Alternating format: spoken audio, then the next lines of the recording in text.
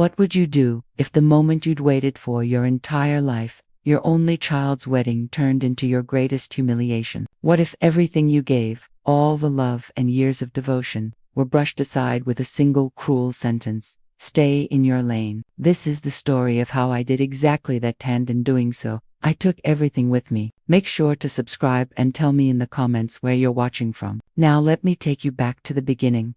I still remember the moment Andrew told me he was getting married. It was a quiet Sunday afternoon in April. Early spring light poured through the kitchen windows, bouncing off the polished counter I'd cleaned just 20 minutes earlier, purely out of habit. I was making tea the same way I always did, the same mug, the same brand, the same 3 minutes steeped. Some things don't change when you've spent more than 5 decades learning to appreciate the small rituals. He sat across from me at the table, twiddling with his phone, tapping his foot. I assumed he was just distracted. I had no idea he was about to drop a bombshell. Then he said it. "Mom, I proposed." Taylor said yes. For a moment, everything in the room slowed down. I looked up at him, and he looked back, proud, nervous, maybe even hopeful, and just like that, I felt it. That old, familiar ache in my chest. Not the bad kind. The kind that comes when something you never dared to dream might happen finally does. My baby boy was getting married.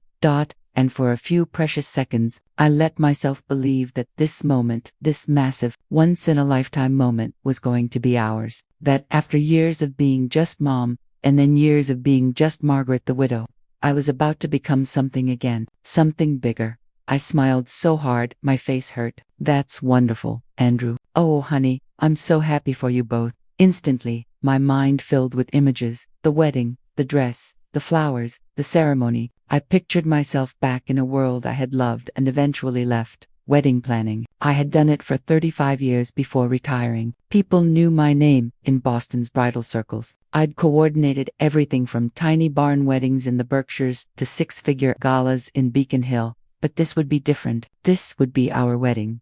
"I already have some ideas," I said, almost laughing with excitement. "Not to interfere, of course. It's your day. But I'd love to help with the planning even just a little. I still have my book of contacts." That's when I saw the hesitation in his eyes. And for the first time, in what would become a pattern, Andrew looked away. "Well," he said slowly, "Taylor kind of already has a vision. She's really into modern, minimalist stuff. She follows this planner on social media who does amazing work. She's already thinking of reaching out." I blinked. "Oh, I see. I just thought, it's a family event. I figured maybe I could be part of some decisions, not all of it, just a bit." And then it came, the sentence I would hear again and again, the one that would echo through everything that followed, the one that changed everything. She said, "Dan, please don't take this the wrong way, but she thinks it would be best if you just stayed in your lane." It took me a full 5 seconds to respond. I smiled, too wide, too fake, like someone pretending not to understand, because in that moment, I didn't want to. "Stayed in my lane," I repeated, still smiling, hoping he'd laugh and tell me it was a joke, that he didn't mean it, that she didn't mean it. He just nodded. "She thinks it'll be smoother that way. You know how she is. She just wants to avoid confusion. I'm sure you get it." And just like that, my joy turned into something else, something I hadn't felt in years.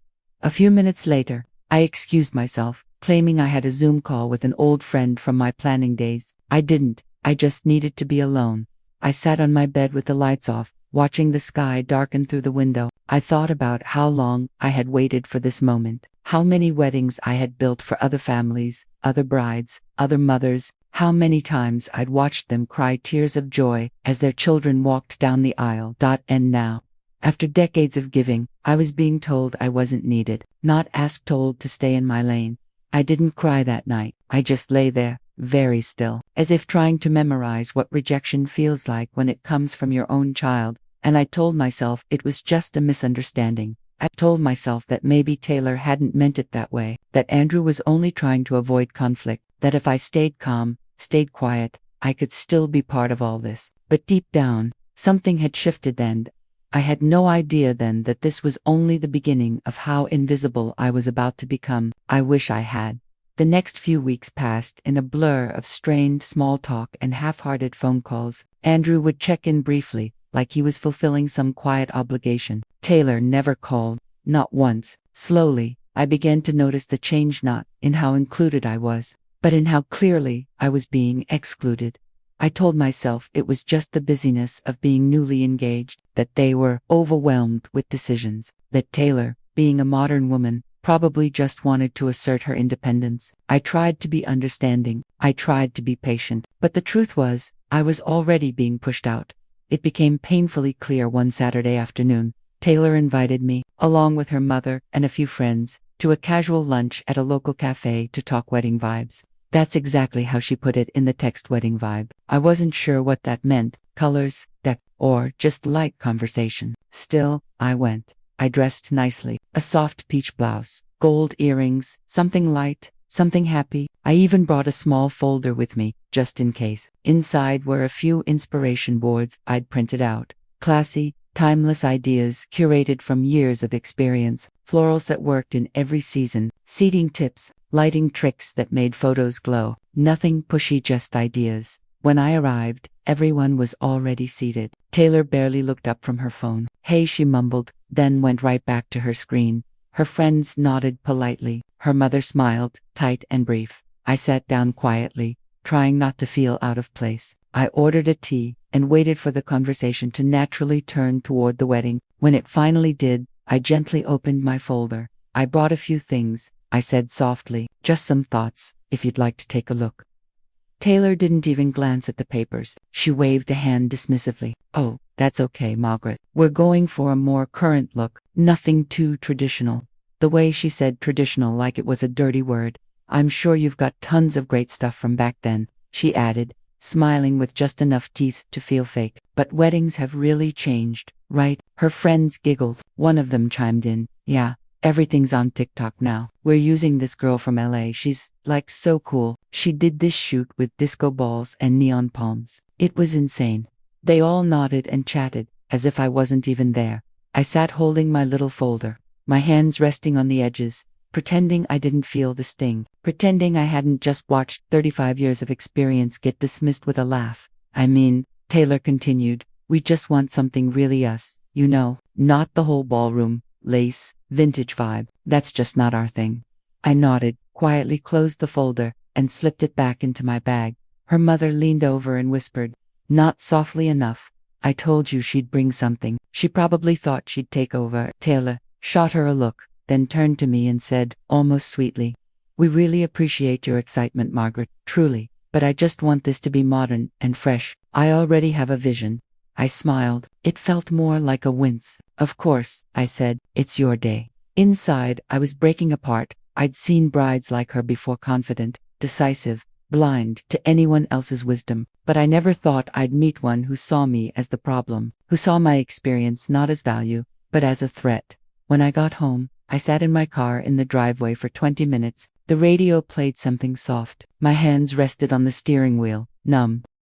I thought about calling Andrew, about telling him what had happened, but what would I say? That his fiancée humiliated me in front of her friends, that she called my life's work outdated. He'd say I was overreacting, that Taylor didn't mean it like that I was making things harder. So I did what I've always done. I swallowed it. I made myself a cup of chamomile tea, changed into my softest pajamas, watched a rerun of The Golden Girls and pretended everything was fine. But something in me was changing. That night, I stood in front of the mirror and really looked at myself, the lines around my eyes, the gray in my hair, the strength in my shoulders I'd almost forgotten was there, and I told myself something quietly. It was a whisper I barely believed at the time. "You deserve better than this." I didn't know it yet, but that quiet vow, that moment would be the beginning of something I couldn't undo. The next morning, I stepped outside and let the chill bite at my skin. There's something about cold air that makes you feel present, alive, even when everything inside you feels numb. My mind kept circling back to that lunch, to Taylor's tone, her mother's whisper, the way her friends looked at me like I was a relic, like some charity invite they had to tolerate out of politeness. I replayed every moment, every word, every smirk. And the worst part, Andrew hadn't called, not to check in, not to thank me, not to ask if I was okay. I waited all day, then the next. By the third day, I stopped waiting. He'd chosen his side, whether he realized it or not. Still, I wasn't ready to give up entirely. Not yet. I reminded myself that weddings are stressful, that couples get overwhelmed and short-tempered. Maybe Taylor hadn't meant to be dismissive. Maybe her mother had gotten into her head. Maybe Andrew just didn't want to be caught in the middle. So I tried again. That week, I sent a short email with a list of local vendors I trusted, people I'd worked with for years. I kept the tone light and ended it with, "Only if it's helpful. Wishing you both a joyful planning process. Love, Mom."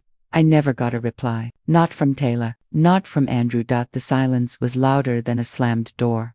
A few days later, I stopped by Andrew's apartment to drop off a box of his childhood keepsakes, yearbooks, old baseball cards, a few photo albums I thought might be nice for the wedding. Taylor opened the door. She was polite. I'll give her that, but it was the kind of politeness that's practiced. Her smile didn't reach her eyes. "Oh, hey, we didn't know you were coming," she said, standing in the doorway, not quite inviting me in. I held up the box. "I thought you might want these, maybe for some photo displays, or..." "Oh," she cut in quickly. "That's sweet, but I think we're doing a digital thing, like a slideshow from our phones, super casual." I nodded. "Of course, I just thought you might want a few baby photos of Andrew." She took the box without looking inside. Andrew appeared a few seconds later. He looked tired, maybe just tense. "Hey, Mom," he said, giving me a quick hug. "You didn't have to bring this stuff in person. You could have just, left it." "I was in the neighborhood," I lied. "Thought I'd say hi." Taylor cleared her throat. "Actually, we're about to head out." "Venue, appointment?" "Oh," I said. "You found a place?" She smiled. "Yeah, a rooftop downtown. It's very us. Chic, but not stuffy." "That sounds lovely," I said, masking the sting. "Did you ever consider the Elmwood estate? I know the owners. They do beautiful outdoor ceremonies." Her smile tightened. "Yeah, but it's a bit dated, and we want to avoid anything that feels too, Mom and Dad wedding." She didn't even blink when she said it. I forced a laugh. "Right, of course." They said goodbye and closed the door before I even reached the elevator. That night, I sat at my kitchen table and stared at my old wedding planning books, thick binders filled with fabric swatches, floral sketches, vendor lists, timelines, work that required patience, passion, precision. Decades of my life poured into those pages, and now my own son and his fiancée had reduced it all to a punchline. Outdated, dated, not their vibe. Something inside me hardened. It wasn't just the exclusion, it was how it was done. Subtle, cold, wrapped in smiles that said, "Don't take it personally," while making it deeply personal. I tried one last time. I invited them over for dinner. Homemade pot roast and Rue's favorite, linen napkins, candles. I even baked an apple cinnamon pie from scratch, just the way he loved it as a kid. They arrived, 30 minutes late. The moment Taylor walked in, she wrinkled her nose. "Oh wow, it's, very intense in here." "I don't really eat red meat." I smiled and said nothing. Andrew gave me a sheepish shrug and pulled out a chair. Dinner was awkward, stiff. I tried asking about the planning, the venue search, what kind of dress Taylor was thinking about. She gave me short answers or no answers at all. Later, as I poured tea, I mentioned gently that I knew a wonderful seamstress downtown who still made custom gowns. Taylor set her cup down a little too hard. "Margaret, I know you mean well, but honestly, I just feel like you're not hearing us," she said. "We're doing things differently. It's not the 90s. We don't want a traditional wedding, and I already have someone in mind to plan everything. She's amazing. She did this eco-themed elopement in the desert that was just, wow." Taylor said. Andrew stayed quiet. I nodded, my hands steady, even as my heart cracked. "Well," I said softly, "I hope it's everything you want it to be." Taylor smiled. "It will be. I have a very clear vision, and I just want everyone to stay in their lanes so it all goes smoothly." There it was again. Stay in your lane. It was no longer a request. It was a command, a declaration of exactly where she thought I belonged, outside the lines of their life. I cleared the dishes, packed them a box of leftovers, and kissed Andrew goodbye. When the door closed behind them, I stood in the quiet, staring at the empty table. That was the moment I knew I wasn't part of this, not truly, and the woman I had tried so hard to embrace as family had made it perfectly clear. She didn't want me in her story. Fine, I thought. You want me out. I'll stay in my lane. But be careful, because the road I take when I do doesn't come with a gift at the end.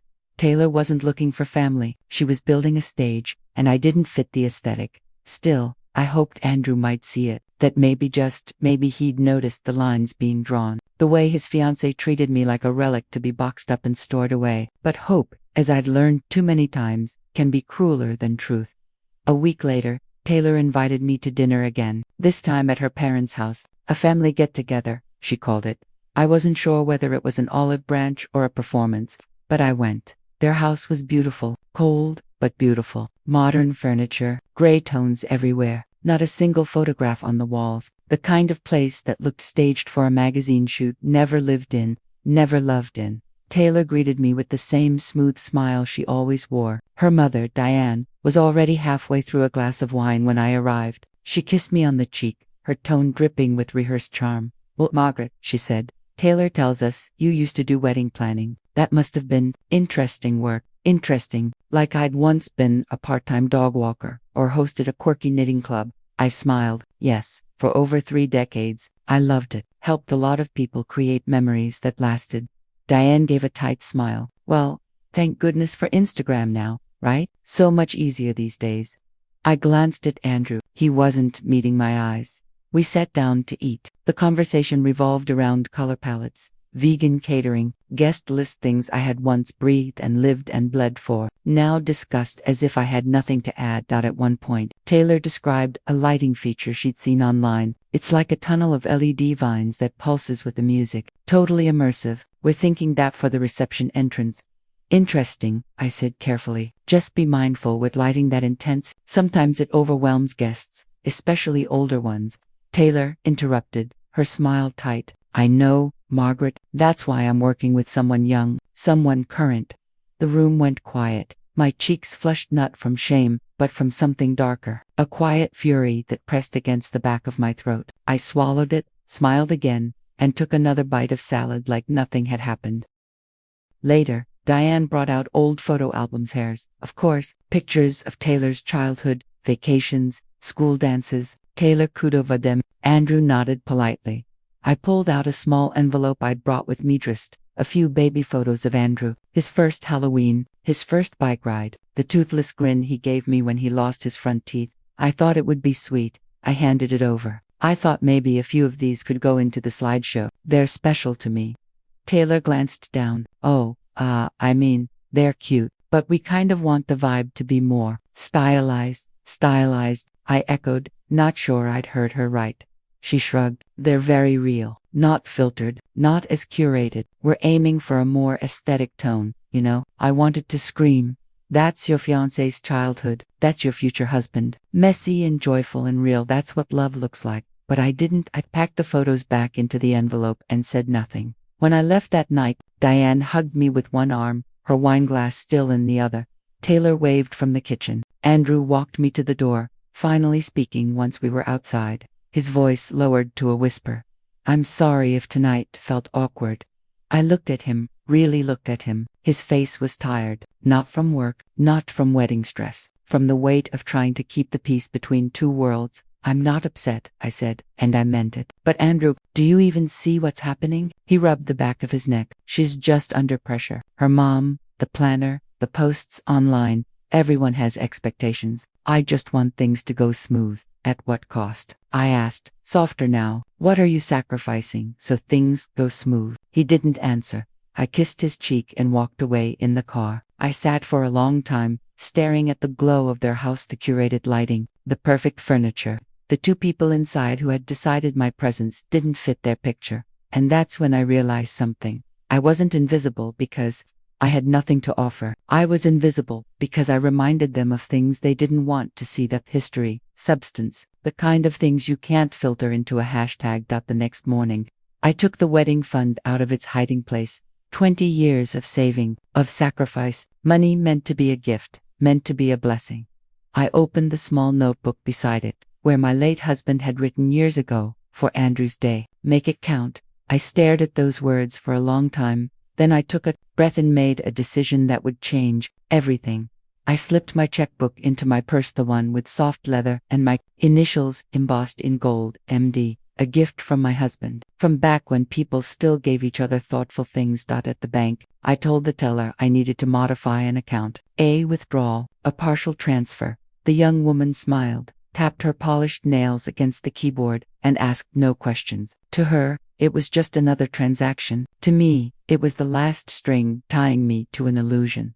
The money we'd saved wasn't just money. It was love in numbers, sacrifice in digits. My husband and I had put it away little by little through hard years, good years, lean years. He always said, someday we'll give him the wedding we never had, the kind that tells him he's loved. And I had held on to that promise, through widow, through lonely holidays, through every dream I set aside so Andrew could dream bigger. But love isn't blind. Love sees clearly and chooses anyway. Andrew had chosen a woman who saw me as obsolete, and I had chosen, for too long, silence in the name of peace. I wasn't going to fund my own erasure. So I left a symbolic balance in the account, just enough to keep up appearances. The rest I moved into a private savings account under my name. No announcement, no confrontation, just a quiet boundary finally drawn. That night, I wrote a note, short, simple. I folded it into an envelope with a check. Dear Andrew and Taylor, as you prepare for your big day, I wanted to offer a small contribution. I trust you'll make it beautiful and meaningful in your own way. Wishing you both joy always. With love, Mom. I sealed it and mailed it the next morning. A week passed, no call, no thank you, just silence. Then one evening, Andrew showed up alone. Unannounced, I opened the door and saw it on his face: tension, confusion, and a thin thread of guilt. Hey, Mom, he said, can we talk? We sat in the living room. I offered tea. He declined. He didn't waste time. Taylor saw the check, he said. She was surprised. I nodded. I imagined she would be. She thought, well, we both thought you were planning to cover more, like the full amount. I know, I said gently, but I changed my mind. He blinked. Why? I met his eyes. Because I wasn't invited to be part of anything. Not the venue, not the decisions, not the vision. I was asked to stay in my lane, so I did. His jaw tightened. It's not like that. Taylor just wants control. She gets overwhelmed. She's trying to make things perfect. Perfect doesn't mean excluding the people who love you, I said. And being overwhelmed isn't an excuse for disrespect. He didn't respond right away. I watched him, my son, now a man, torn between loyalty and truth, between the image he thought he had to maintain and the reality I refused to ignore anymore. She feels like you don't support her, he muttered. I raised an eyebrow. Does she feel that way because I offered ideas, because I brought photos of your childhood, because I wanted to help? He looked down. I wasn't going to say anything. I was going to keep smiling, keep swallowing. But the truth was, Andrew, you let it happen. You stood there and watched me be erased. He looked up, pain filling his eyes. That's not fair. No, I said softly. It's just true. Silence settled between us. Finally, he sighed. So that's it? You're not going to help at all. I did help, I said, in the way I was invited to. He stood and rubbed the back of his neck. Taylor's going to freak out. I didn't answer. I didn't offer comfort because I was done patching wounds. I didn't cause. He left not long after, barely saying goodbye, and for the first time in a long time, I didn't cry after he walked out, because I wasn't mourning the money. I was mourning the moment that never came, the one where I got to be the mother of the groom in a family that actually saw my value. But I knew something else too. They weren't ready for the cost of pretending I didn't matter, and soon enough, they would learn that when you cut someone out, you don't get to cash in on their love. The aftermath was dramatic, the pacing in those expensive flats. The wounded princess routine, equal parts fury and insult. She says she feels betrayed. Andrew told me when I finally called him back. His voice was low, exhausted. She thought you were going to fund the entire wedding. She's already committed to things. I bit the inside of my cheek. Committed, I said quietly, with money she didn't have. That's not the point, Mom. No, I replied gently. I think it is. There was a long pause. Then he said the words that made my stomach drop. She signed a contract with the planner.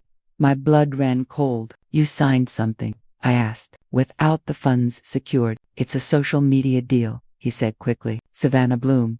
She's really popular, like 2 million followers. She only takes a few clients a year. Taylor messaged her and she agreed. We had to move fast. And how much? I asked. He hesitated. Andrew, I said. How much? 55,000.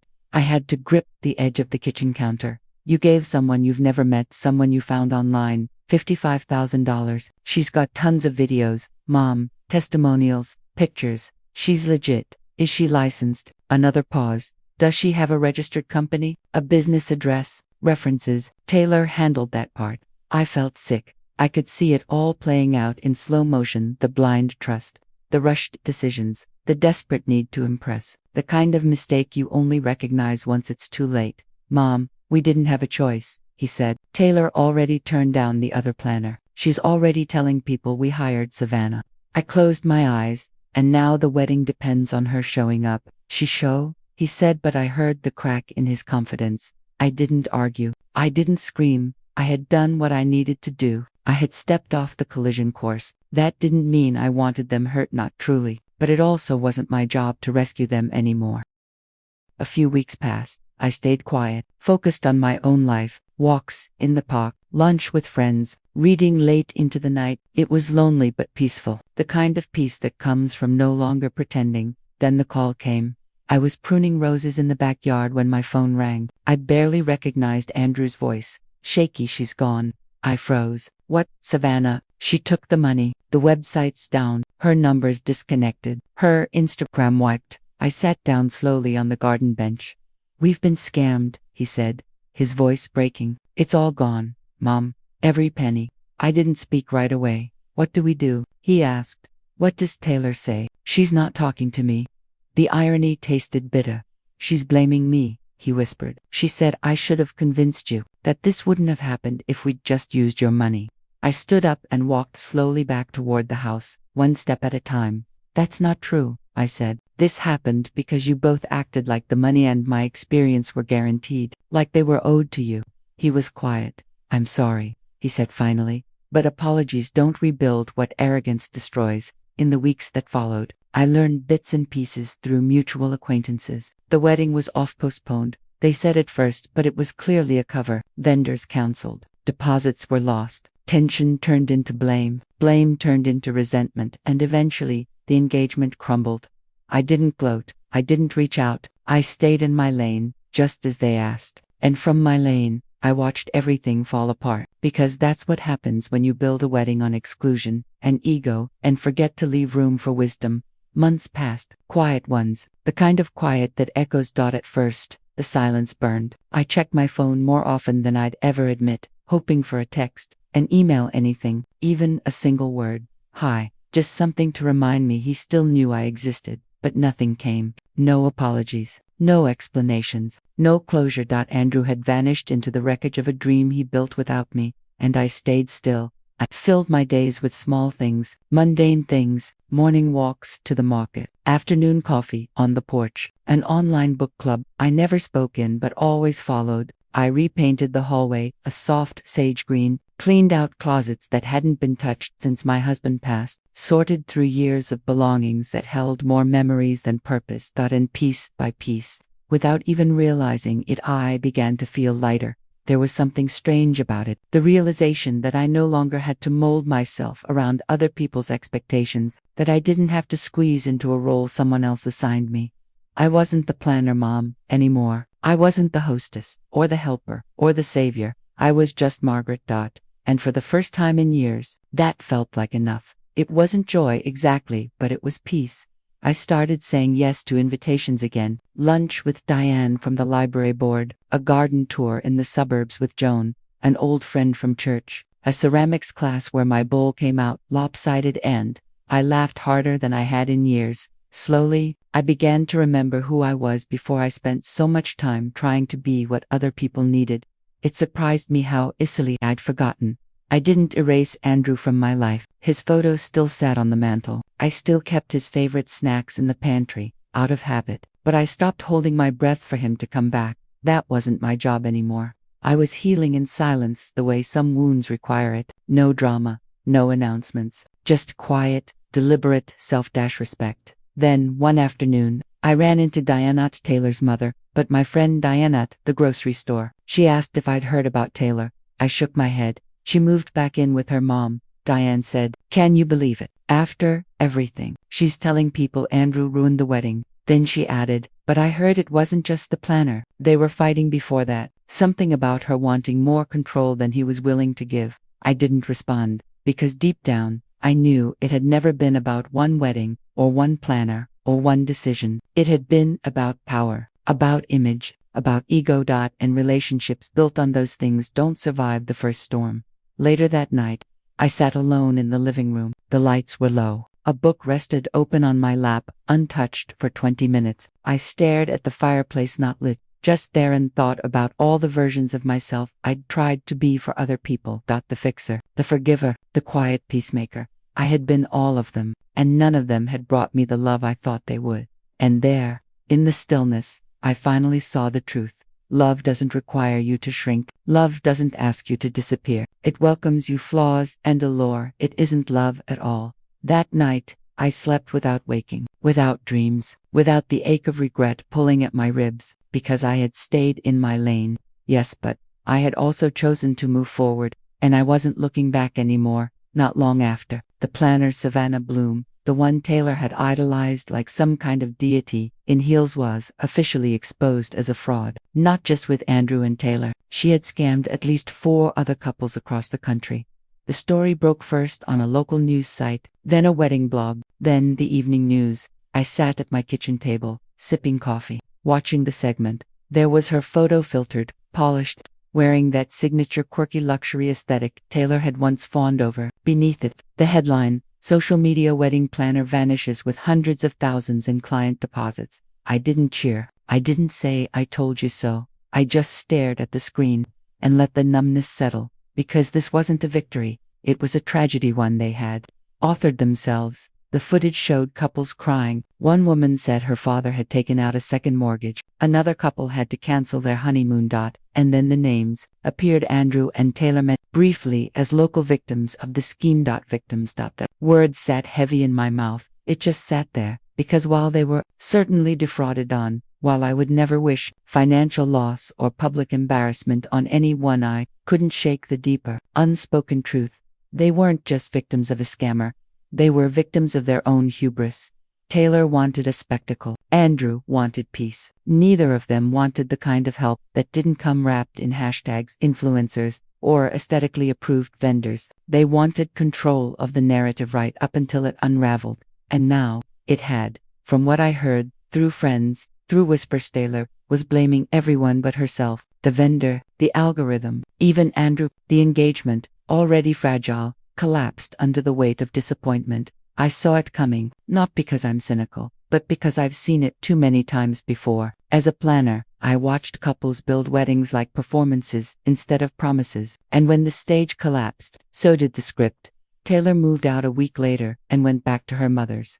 Andrew stayed alone in the apartment. He didn't call me, not then, but I knew he would eventually. You don't lose everything and not, at some point, look back at what was real. And I was real. I always had been. Still, I didn't sit around waiting. Instead, I started saying yes to more of my own life. I volunteered at the library. I hosted a Sunday brunch for some retired teachers I hadn't seen in years. I joined a writing group and began telling stories from my years in the business, stories filled with laughter and grace, without a trace of bitterness. And something new began to bloom inside me. Not just peace but pride, because staying in my lane hadn't been passive. It had been powerful. I had chosen dignity over drama. While they chased illusions, I stood still and watched the truth reveal itself without lifting a single finger. It turns out silence can be louder than any revenge. We were both clutching our bags, trying to outrun the rain, when she leaned toward me. "Did you hear?" she asked, barely masking her curiosity.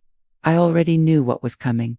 "They called it off," she said. "Taylor and Andrew." I pretended to be surprised. I even added a soft, polite, "Oh," because that's what you do when someone is telling you something you already understand more deeply than they ever will. She moved out. Her mom came to help her pack. Marlene continued. "He's still in the apartment. Looks kind of lost."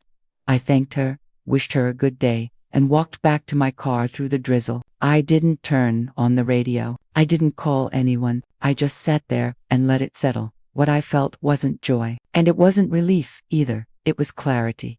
Because when something ends, especially something that was never built to last, it doesn't need applause. It just needs acknowledgement. I thought back to the night Andrew first told me he'd proposed, the sparkle in his eyes, The blind hope, the belief that he'd found something true. I thought of all the times I'd tried to warn him without wounding him, tried to support him without surrendering myself, tried to be included without begging. He hadn't seen me. Not then. And Taylor, she had never looked past her own reflection long enough to truly see anyone at all. I felt sad, not for the wedding that never happened, not for the money or the spectacle, but for the illusion. For the years Andrew would carry the realization that he had been chasing approval, not love. That was what hurt the most. He had given everything to someone who only ever saw him as a character in her carefully curated story, and the woman who knew him best, had been written out of the script entirely. I didn't call him, I didn't reach out, not because I was angry, but because I had learned something important. You can't teach people to value you. They have to choose to. So I waited. And in the meantime, I filled my days with real life. I began leading a workshop at the community center, helping young women plan weddings on tight budgets, not for profit, not for recognition, just to pass along what I knew, what I had earned through years of sweat, heartbreak, and joy. They listened. They asked questions. They wrote things down. And for the first time in a long while, I felt heard again.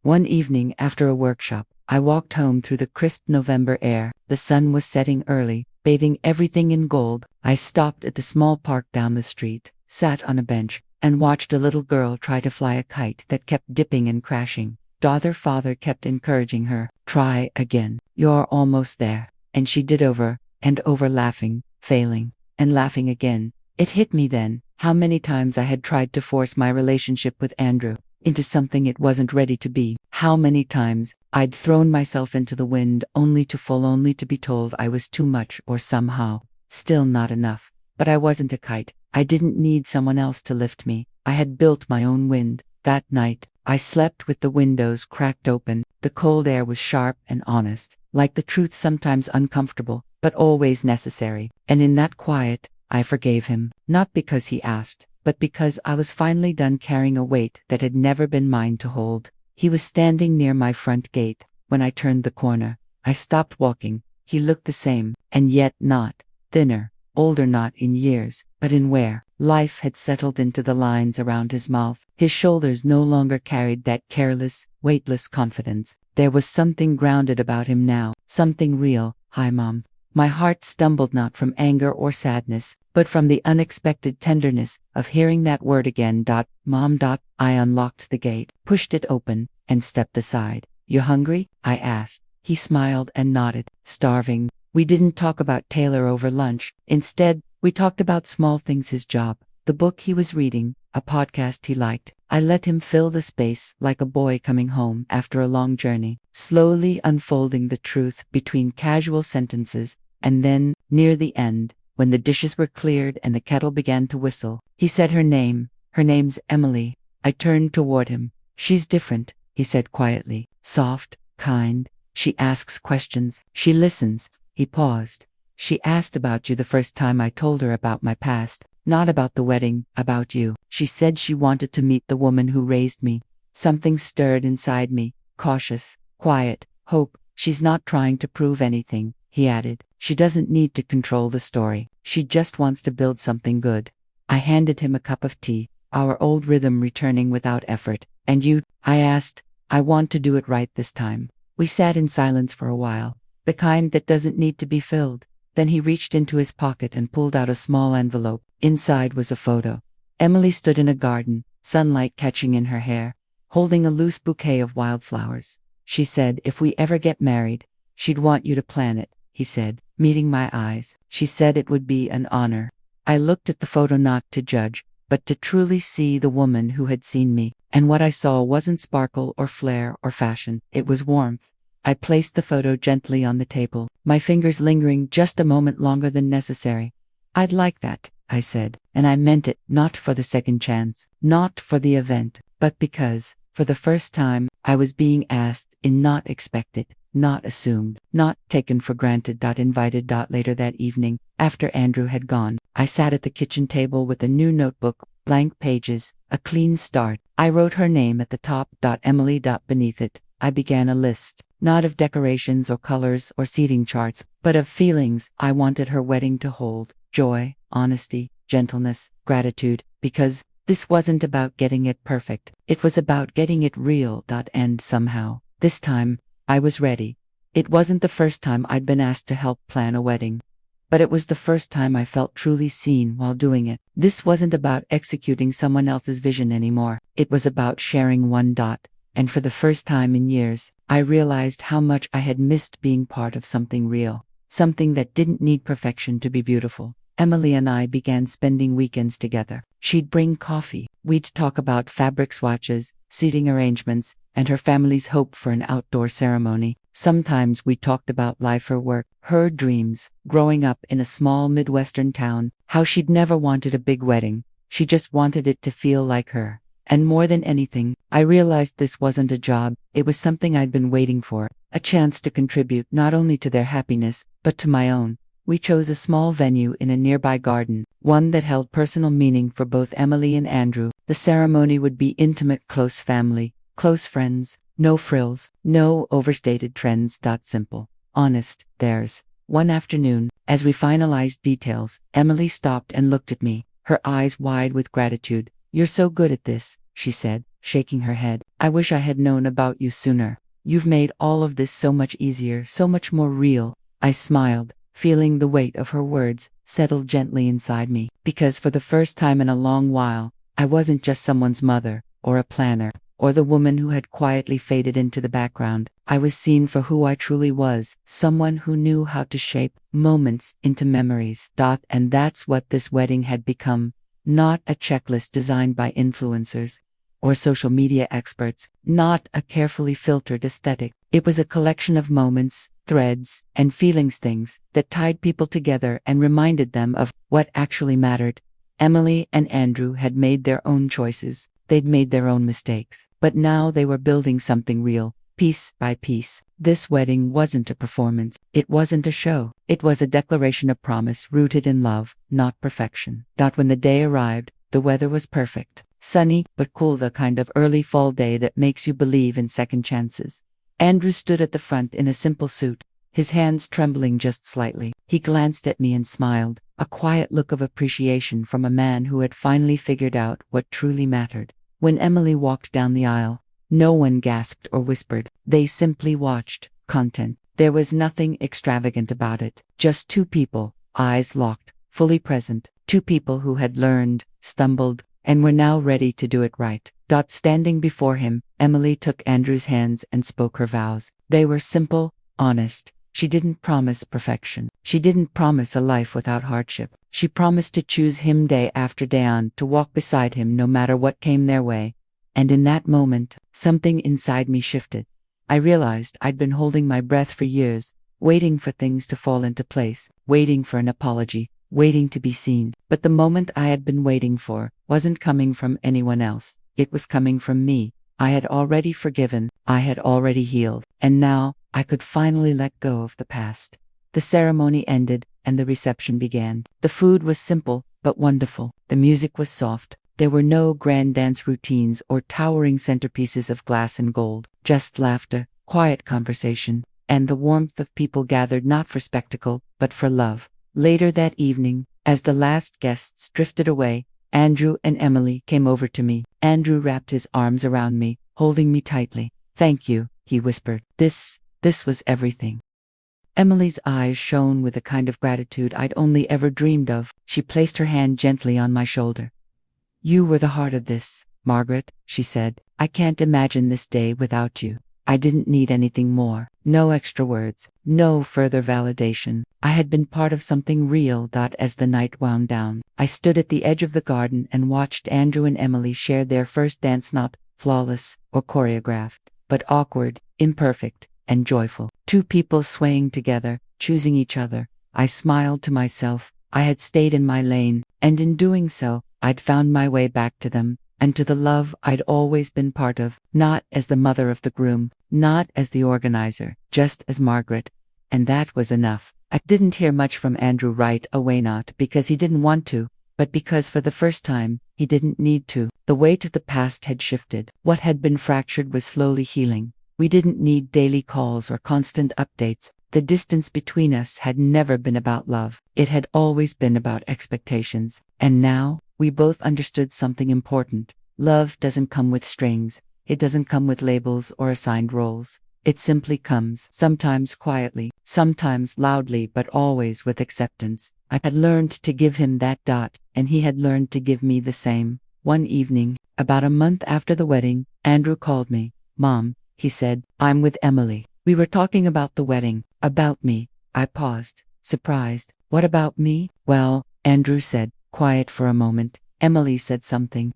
He hesitated, then continued. "She said that if she could have had anyone plan her wedding, it would have been you. She thinks you're the heart of everything. That what you do isn't just about making things beautiful, it's about making people feel something." I could hear the sincerity in his voice, and it hit me harder than I expected. I hadn't asked for gratitude. I hadn't expected anything in return. But hearing those words, hearing him acknowledge everything I had done for them, not just as a planner, but as a mother, as a woman who had always given so much of herself to those she loved, made something inside me shift.